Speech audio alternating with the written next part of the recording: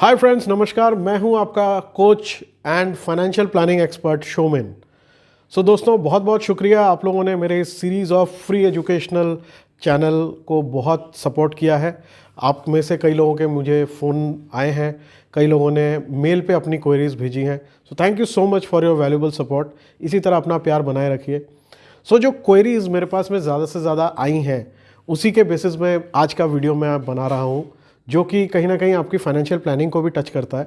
साथ में आपके उन सवालों का भी जवाब आपको देगा कि मुझे गोइंग फॉरवर्ड आगे बढ़ने के लिए एग्जैक्टली क्या पाथ लेना चाहिए।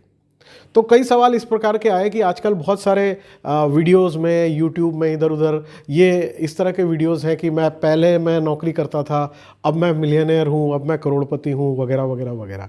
तो कई लोगों ने मुझसे पूछा है कि क्या हमें नौकरी स्विच कर लेनी चाहिए, क्या हमें नौकरी चेंज करके दूसरी नौकरी में आ जाना चाहिए, क्या हमें अपना व्यवसाय शुरू कर देना चाहिए, क्या हमें अपना नया कुछ ट्राई करना चाहिए। तो दोस्तों, मैं एक लाइन में अगर आपको इसका जवाब देना चाहूँ तो वो ये है कि अगर आप जो भी काम कर रहे हैं, आप नौकरी कर रहे हैं, व्यवसाय कर रहे हैं, अगर आप प्रोफेशनल हैं, कुछ भी कर रहे हैं, अगर आपको उसमें दिलचस्पी है, वो काम आपको अच्छा लगता है, आपको इंटरेस्ट है वो काम करने में, तो आपको शायद चेंज नहीं करना चाहिए, आपको उसी काम को करते रहना चाहिए। अब बात ये आती है कि आप अगर वही काम करेंगे और आपको अपनी इनकम प्लानिंग में ऐसा लगता है कि मेरी इनकम प्रॉपर है या नहीं है, तो आपके पास में दो ऑप्शन रहते हैं। या तो एक नया नौकरी आप स्विच कर सकते हैं जिसमें कि सेम तरह की एक्सपर्टाइज और सेम तरह का आपका इंटरेस्ट रहे और सेम एक्सपीरियंस के साथ आप उसमें आगे बढ़ें। या फिर दूसरा एक ऑप्शन हो सकता है कि आप एडिशनल सोर्स ऑफ इनकम बनाएं।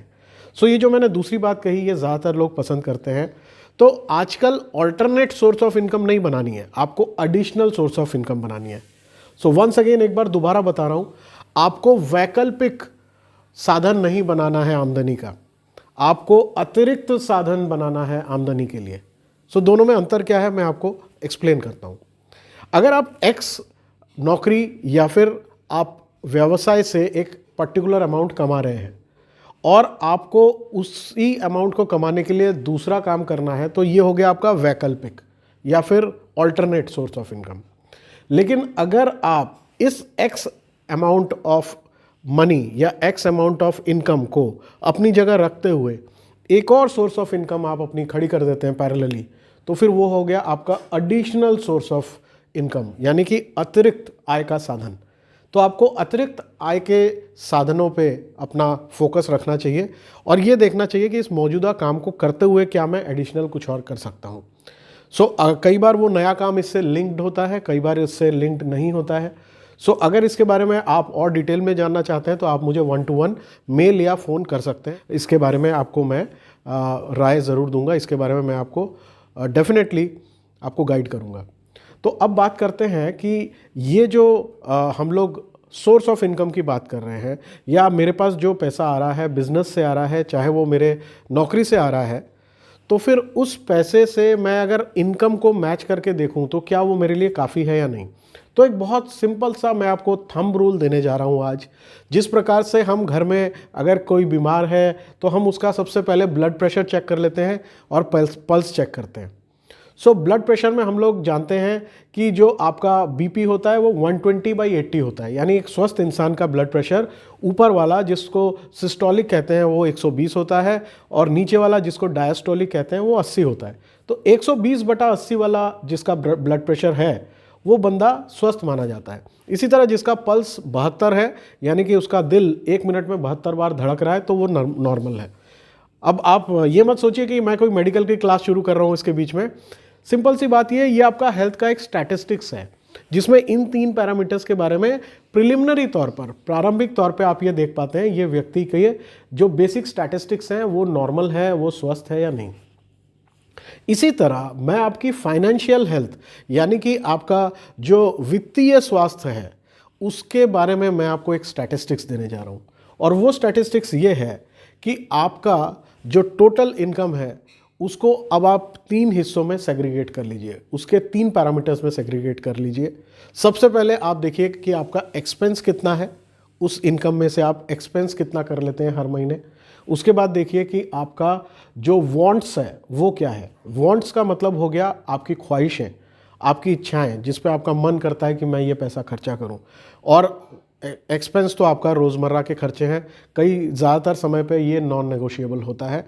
और जैसे आपके बच्चों की पढ़ाई का जो खर्चा है, आपका राशन पानी का जो खर्चा है, आपके घर का किराया है, आपके खाने पीने की वस्तुएं हैं, आपका बिजली का बिल है, आपका टैक्स का पैसा है, ये सारी चीज़ें जो नॉन नेगोशिएबल है। ज़्यादातर आपका नौकरी करने के लिए आते जाते हैं तो ट्रैवलिंग का खर्चा है, तो ये सारी चीज़ें आपके एक्सपेंस में आ गए।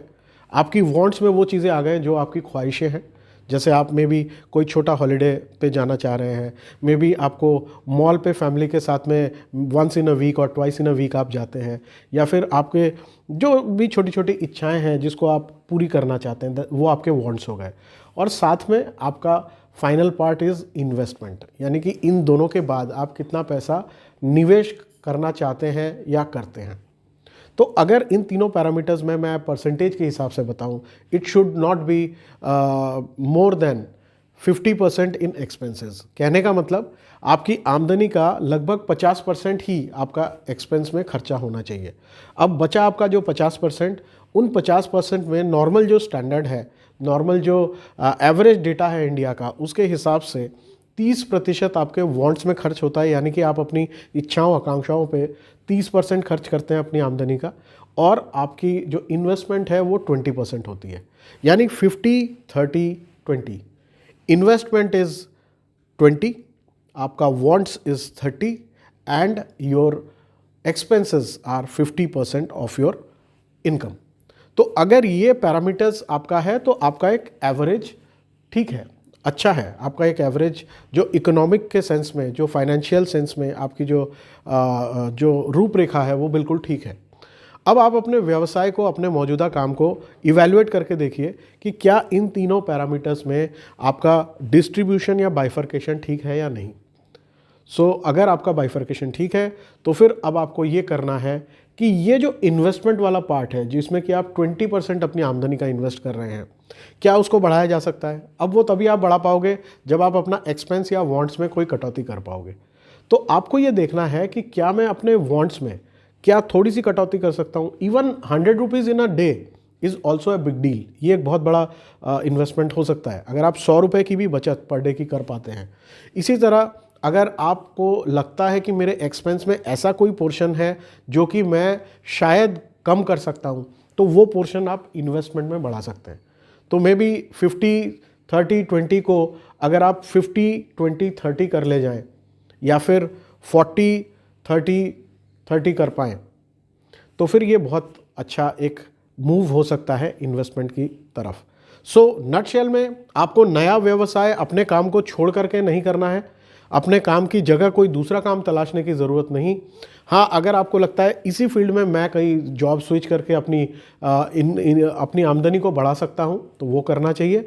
अदरवाइज़ आपको ऑल्टरनेट सोर्स ऑफ इनकम के बजाय एडिशनल सोर्स ऑफ इनकम को आपको तलाशना है। आपके पास और कौन कौन से साधन हो सकते हैं आपके काम के साथ साथ, जहाँ पर आप थोड़ा सा समय इन्वेस्ट करके एक अच्छी साइड इनकम जनरेट कर पाएँ। इस तरह अगर आप मल्टीपल सोर्स ऑफ इनकम अपने बढ़ाते चलेंगे, वो कुछ भी हो सकता है।